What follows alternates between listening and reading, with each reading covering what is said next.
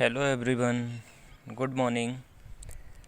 आज की online classes में मैं Tiwari sir geological time scale बताना चाहूँगा, क्योंकि बहुत सारे बच्चों की डिमांड आई थी कि सर ये टॉपिक समझाइए, ये टफ़ लगता है। तो ये वाकई में टफ़ है, मैंने बताया था क्लास में, लेकिन आज फिर से आप समझ लीजिए ये टॉपिक है क्या और इसकी स्टडी कैसे की जाती है। तो ध्यान रखिए, इसको भूवैज्ञानिक समय सारणी होती है, और समय सारणी लगा हुआ है मतलब किसी भी चीज़ का मापन किया जाता है। ठीक है, तो एक्चुअली में क्या है कि पृथ्वी की उत्पत्ति से लेकर जब उत्पत्ति हुई थी तो उस बीच से अभी तक का जो भी समय अंतराल है, उसके बीच में जो भी उत्पत्ति हुई, जिसका विलुप्त हुई कई स्पीसीज, उनकी स्टडी इसके माध्यम से की जाती है। तो समझते हैं दोस्तों कि what is the geological time scale.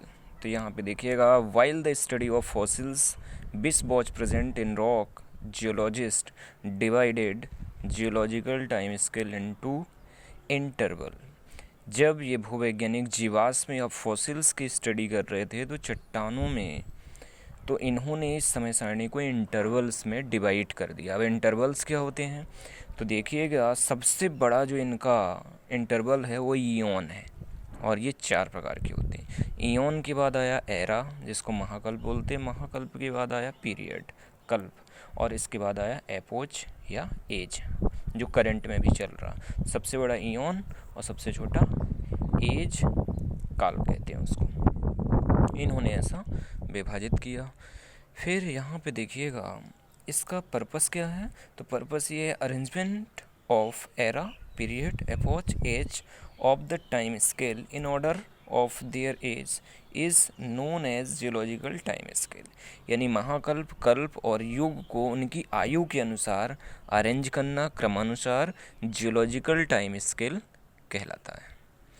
अब geological time scale gives the information of sequence events which accord in the history of earth. पृथ्वी में हुई जो भी हिस्टोरिकल घटनाएं हैं, जिनका उत्पादन हुआ है, इसके माध्यम से सभी की इन्फॉर्मेशन मिल जाती है। क्रमिक जानकारी इसमें स्टडी होती है। अब यहाँ पे देखिएगा, first geological time scale was given by Giovanni Arduino in 1760 में किया था, 1760 में किया था, जियोवनी अर्डूनो ने किया था। He is also known as father of geological time scale. यानी भूवैज्ञानिक समय सारणी का यदि फादर पूछता है तो आप क्या बताएंगे, जियोवेनी अर्डूनो को बोलते हैं फादर ऑफ। तो इसमें क्या किया जाता है, इसमें पृथ्वी में जब से उत्पत्ति हुई है तब से लेकर आज तक के काल की स्टडी की जाती है। इसमें कई सारी स्पीसीज हमारी विलुप्त हो चुकी हैं, और कौन कौन सी स्पीसीज का कब इसमें स्टडी की गई, उनका ओरिजिन कब हुआ, इसके बारे में आप देखिएगा ध्यान से। टाइम स्केल समय सारणी बहुत इम्पोर्टेंट है और इसको आपको समझना पड़ेगा। तो यहाँ पे आप देखिएगा, ये तो यहाँ पे आप देख रहे होंगे बेटा, सबसे पहले क्या है, ईओन है। ईओन कितने हैं, तो ईओन है यहाँ पे 4। ये पहला है फेनरोजोइक, फिर दूसरा है प्रोटेरोजोइक, आर्कियोजोइक और हिडन। ठीक है, तो ये क्या है, ये सबसे बड़ा टाइम पीरियड है, यानी कहना चाहिए जो सबसे बड़ा समय काल होता है भूवैज्ञानिक समय सारणी में, उसको क्या बोलते हैं, ईओन। और सबसे छोटा कौन सा होता है, एपोच। ठीक है, जिसको हम युग बोलते हैं। ये महाकल्प है और ये काल है। तो सबसे बड़ा ईओन जो है वो कौन सा है, फेनरोजोइक। कब आया था, 650 मिलियन ईयर एगो से अब तक। लेकिन ये ध्यान रखना, इनकी स्टडी हम ऐसे नहीं कर सकते, इनकी स्टडी हम top to bottom to top करते, यानी नीचे से लेके ऊपर तक। जब से पृथ्वी की उत्पत्ति हुई तब से लेकर अभी तक के काल को हम स्टडी करते हैं। तो सबसे पहले लास्ट वाले में चलते हैं, उसकी स्टडी हम करते हैं। जियोलॉजिकल टाइम स्केल को ऐसे ही पढ़ा जाता है, ठीक है। Bottom to top. तो सबसे पहले ये जो नियोन आया है, इसको ईओन जिसको कहते हैं, तो ईओन कितने प्रकार के होते हैं? तो ईओन होते हैं 4 प्रकार के, फेनरोजोइक, प्रोटीरोजोइक, आर्कियोजोइक और हिडन। ठीक है, तो ये हिडन क्या है? 4.6 से लेके 3.8 बिलियन ईयर एगो, यानी इस समय पृथ्वी की उत्पत्ति की बात हो रही थी। पृथ्वी की उत्पत्ति इसी समय हुई थी। Origin of earth first sedimentary rocks, और इस समय चट्टानों की खोज की जा रही थी। फिर इसके बाद जो ईओन आता है, आर्कियोजोइक आता है 3.8 से 2.5 बिलियन ईयर एगो। इस समय उत्पत्ति हुई थी फर्स्ट यूनिसेलुलर ऑर्गेनिज्म, यानी एक कोशिकीय जीव की उत्पत्ति। यदि पूछता है कभी क्वेश्चन में तो आप बताएंगे आर्कियोजोइक जो ईओन था, काल था, उसमें हुआ था। तीसरा है प्रोटीरोजोइक। प्रोटीरोजोइक 2500 से 650 मिलियन ईयर एगो, यहाँ बिलियन था और यहाँ मिलियन में अब आ गए। तो ये क्या हो गया? ये फेनरोजोइक में प्री कैम्ब्रियन अवस्था आ गई। तो इसमें क्या हुआ था? इसमें फाइटोप्लैंक्टन, यूकैरियोट्स, मल्टीसेलुलर का एपियर हुआ था। यहाँ से विकास इनका चालू हो गया था। कौन से ईओन में? प्रोटीरोजोइक ईओन में यहाँ पे हो गया था। अब जो यहाँ पे आता है 1 2 3 हिडन, ऐसे पढ़ेंगे, हिडन, आर्कियोजोइक, प्रोटीरोजोइक, देन उसके बाद क्या होगा? फेनरोजोइक। तो फेनरोजोइक जो होता है ये कम से कम 6 पीरियड में डिवाइड है, 6 काल, 6 युग में, है ना। और ये क्या है? तो ये यहाँ पे महाकल्प है, पैलियोजोइक महाकल्प, ये आप देखते हैं एरा है ये। पैलियोजोइक 6 में डिवाइड है, 6 पीरियड में डिवाइड है। तो कैसे पढ़ेंगे? यहाँ नीचे से पढ़ेंगे। पहला कौन सा है? Cambrian 545 million year ago. इसमें किसका डेवलपमेंट हुआ था, विकास? तो इसमें हुआ था ब्लू ग्रीन एल्गी, बैक्टीरिया, और एल्गी डोमिनेंट स्टेज में पाई गई थी। ऑरिजिन ऑफ ट्राइलोविटस की। तो इस अवस्था को, इस महाकल्प को क्या बोलते हैं? Age of invertebrates. ठीक है। फिर कैम्ब्रियन के बाद आया था आर्डोविशियन 505 मिलियन ईयर एगो। इसमें हुआ था मैराइन एल्गी डोमिनेंट स्टेज में, और फर्स्ट लैंड प्लांट का उत्पादन हुआ था। तो यहाँ से पढ़ते हैं, नॉन वेस्कुलर आया पहले, मॉसिस आया, लिवरबर्ट, फिर first land plant and marine algae dominant.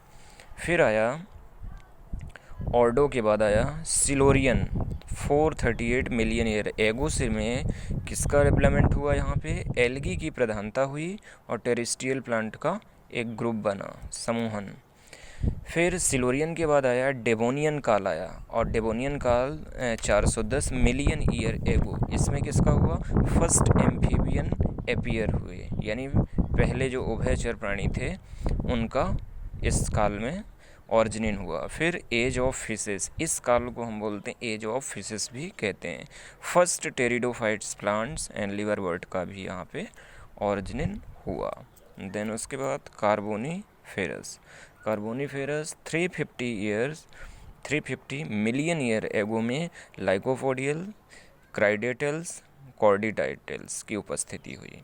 तो ध्यान रखिएगा, ये प्लांट स्पीसीज पूछता है ऑब्जेक्टिव में, तो इनका आपको बताना पड़ेगा कि किस युग में, किस महाकल्प में हुआ था।